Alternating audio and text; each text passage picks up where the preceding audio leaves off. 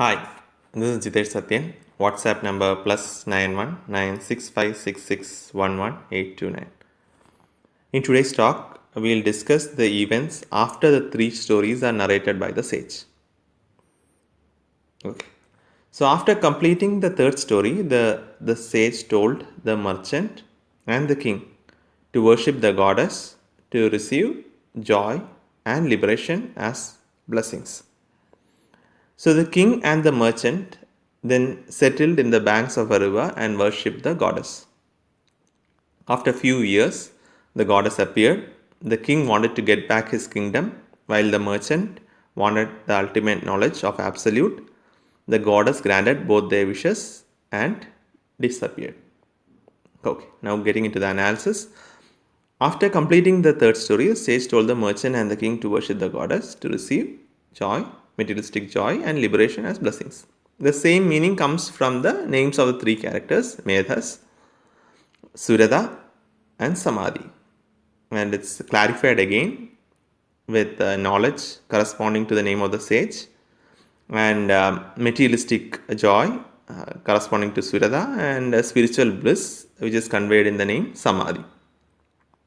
While the message of spiritual bliss is clear, the materialistic joy will probably need some clarification as the prayers and praises to the goddess which comes in the story as Brahma praising the goddess to wake Vishnu in story 1, demigods praising or praying to the goddess in story 3 were not discussed in the talks. So, a goddess is explained in several verses as the cause of delusion in materialistic plane. During these verses relating to the praises. And Prakriti causes delusion and hence has the capacity to offer materialistic joy. And when the aspirant is ready, she can also reveal the ultimate knowledge. Also, pursuing the spiritual path does not immediately cut off the aspirant from materialistic joy. Not worrying about the results of karma and focusing the mind can itself improve joy in the materialistic plane.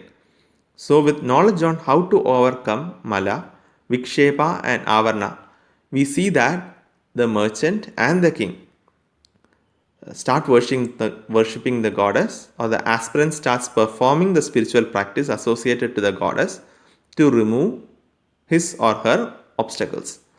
The goddess appears and grants them their wishes, or the spiritual practice will become fruitful and grant the aspirant what he or she wishes for.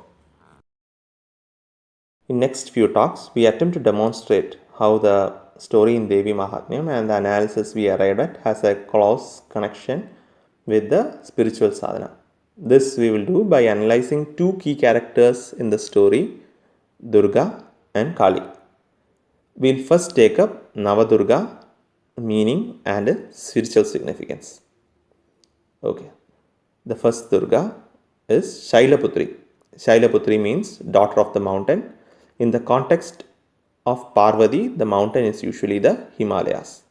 The iconography involves Shiva and Shakti in union at the top of the mountain, and Shakti is also considered at the bottom as a sleeping Kundalini or sleeping spiritual force at the base waiting to be awakened. So, since it is the first one, first Durga, we are looking at the Kundalini energy at the base. Goddess here corresponds to awakening of that spiritual force. So, it's mainly Icha Shakti that is addressed here. It grants inspiration to engage in spiritual journey of realization. Second is Brahmacharini. Brahmacharini means a female practicing study of sacred scriptures as an unmarried student or by observing chastity.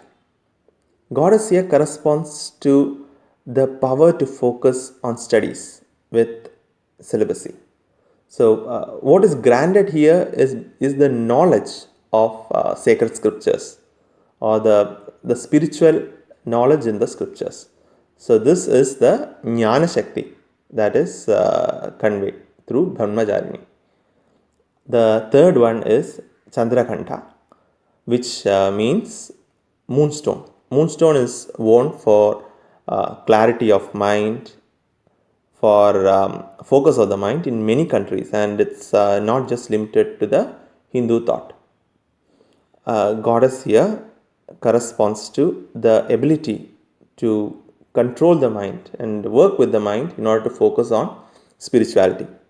So this corresponds to Kriya. So grants control over the mind. So Icha, Jnana and Kriya is being covered. The fourth is Kushmanda. Kushmanda means false conception or kind of pumpkin. Unlike many fruits, pumpkin cuts off its bondage from the creeper when it is ripe. This property of pumpkin makes it a popular symbolization in many scriptures, including the famous Mrityunjaya mantra of Lord Shiva, Urva Yugamiva Bandhanat, like a pumpkin freeing from bondage when it becomes ripe. So, goddess here corresponds to freeing from materialistic objects by discrimination of what is eternal versus what is non-eternal. So, destruction of doubts relating to materialistic objects and able to overcome the likes and dislikes associated to materialistic objects or people. So, here we are addressing the obstruction of mala. So, Icha, Jnana, Kriya and overcoming mala. So, initiation or getting involved in the spiritual practice by engaging all three and overcoming mala is what is addressed with the first four Durgas. So, in the next few talks, we are attempting to demonstrate how the story and the analysis that we arrived at has a close connection with the spiritual sadhana. This we will be doing by analyzing two key characters in the story, which is Goddess Durga and Goddess Kali. We will first take up Navadurga, the meaning as well as the spiritual significance. We already discussed the first four Durgas in Navadurga in the last talk, and we will be covering the remaining 5 Durgas in this talk. Okay, the fifth Durga is Skandamada. Skandamada means mother of Skanda or Kartikeya. Kartikeya is the son of Shiva and Parvati, and as per mythology, he is born to kill Asuras. Goddess here represents mother's nurturing quality to bring out qualities that are essential in the aspirant for liberation. So, the primary function is nurturing divinity or divine qualities. The next Durga is Katyayani. Katyayani is daughter of Katya. Reference here is to the sage in Katha lineage responsible for authoring the Kalpa Sutra. Kalpa Sutra in Hindu context means a text explaining upasana or spiritual practice for removing ignorance or avidya. The goddess here represents the spiritual practice for realization as witness by removing avidya. So, the witness principle or Atma Jnana is what is granted by this goddess. So, that's the removal of avidya or the obstruction of Rajas Pradhana Prakriti. Next goddess is Kalaratri. Kalaratri means dark night, Kalaratri or dark night or night of death or night of destruction. It represents the emptiness or the darkness before the final revelation. The destruction of ego is symbolized with the goddess representation similar to Kali. The goddess here represents the overcoming of dark phase of vanity or ego. So, the destruction of ego or vanity is the goddess Kalaratri. Mahagauri. Mahagauri means very fair, very radiant. The goddess here represents the radiance of Brahmajnana or knowledge of supreme consciousness. So, destruction of the covering or veil of Maya, the covering of Maya, destruction of it, and the dawn of the light of true knowledge is represented by Mahagauri. The last in the Navadurga list is Siddhidatri. This goddess means one who gives perfection or fulfillment. The goddess here represents the experience of Samadhi or the experience of unity of Atmajnana and Brahmajnana or Atma Brahma Aikyam is represented by this goddess, which is achieved in the state of Samadhi. So this goddess grants Brahmajnana, grants the benefit from the knowledge of experience of oneness with the Supreme. So now we have completed the Navadurgas and we'll look into the Krama of Kali in the next talk. We'll look into 4 Kalis each in the next 3 talks. Okay. The first Kali is Srishti Kali. Srishti means creation. The goddess in this form represents the energy of creation. The energy of creation or the manifestation of the external world. So this 4 categories that we will discuss in today's talk relate to the external world. And the first one of Srishti Kali is external world creation. Now the significance for the aspirant, the experience that the materialistic world and body of aspirant is a result of creation or manifestation function of Supreme. That experience is what is focused in Srishti Kali. Next one is Rekta Kali. Rekta means pleasant, excited when used as an adjective. The goddess in this form represents the energy of sustenance. The experience of objective world being perceived by the senses seems to be the reason for naming this goddess as Rekta Kali. So this goddess category is external world sustenance function.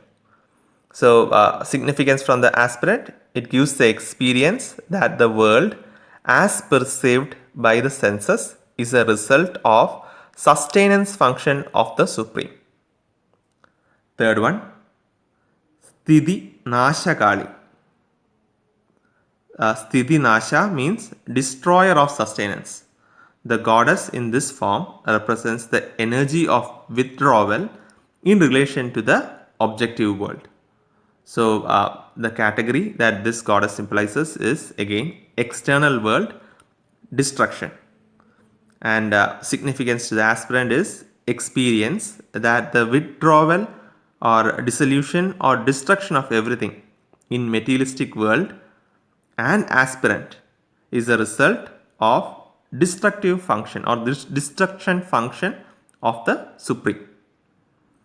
The last one in this category of external world as in materialistic objects, materialistic people, is Yama Kali. Yama means suppression or control. The goddess in this form represents the energy of suppression of external focus. This stage is considered Anakhya or non-nameable, as the stage is not only about suppression of external focus or suppression of materialistic focus, but the suppression of external focus causing a transition to focus inward. So this category is external world beyond Srishti, Sthiti and Samhara. And the significance to the aspirant, experience involving materialistic or external focus is suppressed and the focus to inward starts. The mapping would be any kind of likes and dislikes associated to materialistic objects or people is dissolved or mala obstruction is overcome, and the person now, rather than oriented towards external world, starts getting oriented inwards. We already discussed Navadurga and the first 4 Kalis in Dwadasha Kali. We analyze the next 4 Kalis in this talk. So the 5th Kali in Dwadasha Kali is Samhara Kali. Samhara means destroying or killing. The goddess in this form represents the energy of killing the external or materialistic focus. So in a different way, if you look at it, it is the first set of experiences related to an understanding of the internal world from a witness perspective. The internal focus results in the creation of knowledge about witness or the Atman or internal consciousness. So internal awareness starts at this stage. So it's the category of internal world creation. So from an aspirant perspective, it's the destruction of object relationship or the creation of understanding that a self or a witness would exist. The next one is in the category is Mrityu Kali. Mrityu means death.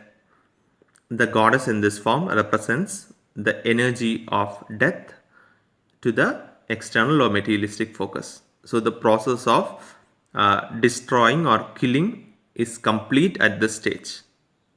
So it's an internal world, again relating to the internal world and from a sustenance perspective. So it's what was started or what creation of the internal world happened in Samhara Kali gets into deeper experiences on the existence of witness, clouded with doubts if the experience or understanding is true or fake.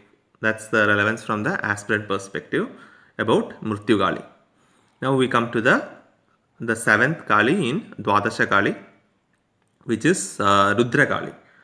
Rudra is a combination of two terms, Rud to obstruct and Dra to dissolve. The goddess in this form represents the energy to dissolve obstruction or the energy to dissolve ignorance. Which is rightly pointed out in the name of the goddess itself. So this category relates to internal world and destruction. So from an aspirant perspective, it involves experiencing more clarity or clarification of all doubts or removal of ignorance or the obstruction. And from the perspective of the story, it directly relates to avidya. So we come next to the 8th goddess in the category, which is Martanda Kali. Martanda in Sanskrit means sun. The comparison here is to the light of knowledge, glowing like sun. The goddess in this form represents the energy of self-knowledge as witness. So Atma Jnana is what is the result of Martanda Kali.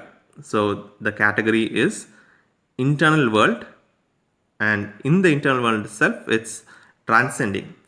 It's beyond Srishti, Sthiti and Samhara. So the witness principle is clearly experienced or Atma Jnana is realized. Experience involving realization of self as a witness is achieved, and focus moves to a higher level of experiencing supreme, which is still not realized. So the movement from Atma Jnana to Brahma Jnana, or from individual consciousness as a witness to understanding that there is no difference between internal consciousness and supreme consciousness, is what is triggered at this stage of Martanda Kali. So in the previous talks, we attempted to demonstrate how the story and the analysis we arrived at has a close connection with the spiritual sadhana. And how we perform that, we leveraged two key characters in the story, Goddess Durga and Goddess Kali in Devi Mahatmyam. We already analyzed Navadurga as well as the first 8 Kalis in Dwadasha Kali. The first 4 Kalis was relating to the external world and was directly relating to the first story in Devi Mahatmyam. The next 4 Kali in Dwadasha Kali related to the second story in Devi Mahatmyam, which was relating to Rajas Pradhana Prakriti.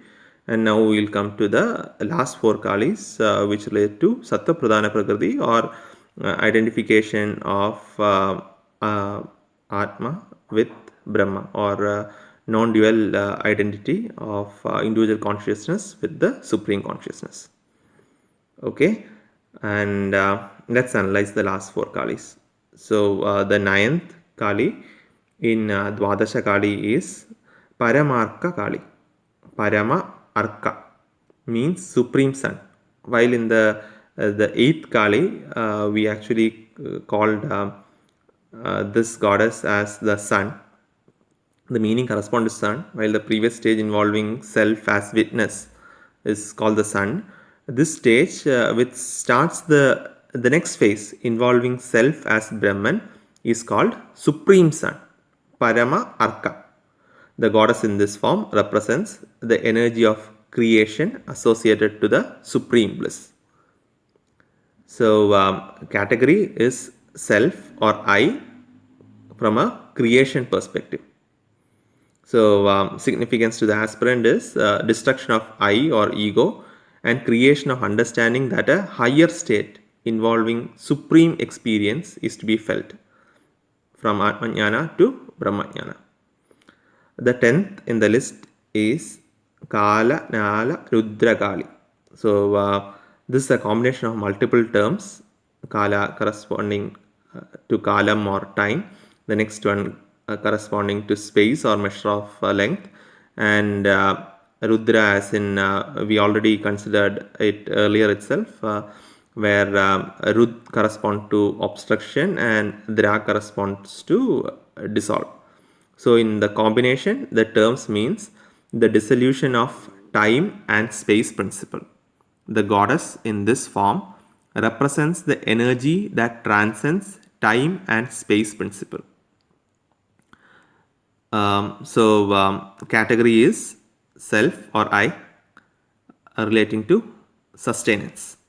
So, significance to the aspirant is a deeper experience of the supreme consciousness, higher than the witness experience, that is limited, and the experience is still clouded with doubts if the experience or understanding is true or fake, which was common even in the other case of in the internal world of sustenance. So, coming to the next one, Mahakala Kali. Mahakala is another name for Shiva. The goddess in this form represents the unity of Shiva and Shakti, Mahakala and Kali. So, the category is self destruction. So, the experience involving clarification of all doubts or all obstructions. So, Maya in the story is what is being completely destroyed in this particular stage, as in so it's that's the destruction of Maya. So, significance to the aspirant, understanding of unity in Atman and Brahman, or individual consciousness and supreme consciousness, or destruction of all dualities. So, the last one, or the 12th, is Maha Bhairava Chandogra Ghora Kali. The term is a combination of words. Mahabhairava meaning the great annihilator, Chandogra understanding of, Ghora deep state of being absorbed, as used in Anta Dashara Ghora meaning inner condition of being deeply absorbed, which is mentioned in text Antya Leela. So, the goddess in this form represents the great annihilator who destroys all obstructions and grants a complete understanding or complete experience of ultimate bliss. So the category is again the I, the Atman, which is beyond Srishti, Sthiti and Samhara. And the significance to the aspirant, it is the experience of the highest state, or it's above all states involving one with the supreme consciousness. So there is no distinction or duality now. There is only one pure consciousness. The individual consciousness and the supreme consciousness is we cannot say experience. It transcends experience, states of experience, but it is a state of oneness. So we have completed the analysis of Dwadasha. This is the last talk in Devi Mahatmyam series, and we'll try to summarize the key things that we discussed in the story. The story brings out 3 obstructions relating to Prakriti and suggested goddess Upasana to overcome these obstructions. The characteristics of the 3 obstructions that we discussed are: the first obstruction was Mala, which was craving or aversion relating to material objects or materialistic people or objects, anything that is external oriented. Likes and dislikes associated to that was what the obstruction that Mala was bringing out. The next one was Viksheba, which relates to fear, sadness, anger. It basically relates to tossing of the mind with thoughts and associated emotions due to ignorance of true self, which was causing issues in proper meditation, because it related to internal emotional disturbances leading to tossing of the mind. The third obstruction was Avarana, where the I and mind kind of illusion was created by Maya. I am the most knowledgeable, I have the greatest wealth, this kingdom is mine, this house is mine. Sense of I and mind due to illusion that I will exist forever, or due to an improper perception about supreme consciousness, or not understanding that individual consciousness and supreme consciousness are one and the same. Okay, now let's look at the 3 temptations faced by Jesus Christ. The first temptation or craving was relating to food, which was external oriented, which is a characteristic of Mala. The second temptation was relating to fear or faith, which related to falling. So the fear is an internal emotional disturbance, so which is a characteristic of Viksheba. The third temptation was temptation to be ruler of the world. So it was actually telling, like, I could give you the whole world to rule, to Christ. So this relates to I and mind, which is the characteristic of Avarana. So these were the 3 temptations faced by Christ. Now let's consider the 3 temptations faced by Buddha. So the first temptation was relating to sex. So sex or craving relating to sex is an external oriented temptation, which is relating to the characteristic of Mala. The second one was temptation relating to fear of attack. This is an internal emotional disturbance, which is characteristic of Viksheba. The third one was temptation relating to taking up the responsibility of the kingdom. Again, this is my kingdom, I and mine experience, which was characteristic of Avarana. So what we see in Devi Mahatmyam is, rather than taking a specific instance in a spiritual leader or hero's journey, or rather than taking a specific instance as a baseline, in the story of Devi Mahatmyam, it takes a more general stand in explaining how any aspirant can become a spiritual hero by overcoming the 3 obstacles. The term general is used because each obstacle or temptation is taken up in detail and not with a specific instance of the obstruction, as we saw in the example of Jesus Christ and Buddha. For example, In addition to craving, even the aversion is brought up as a characteristic of mala.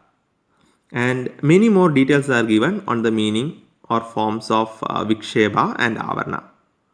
So I do hope Goddess helps everyone in their spiritual journey, whatever be the path they choose, to overcome the obstructions of Prakriti. Thanks for listening.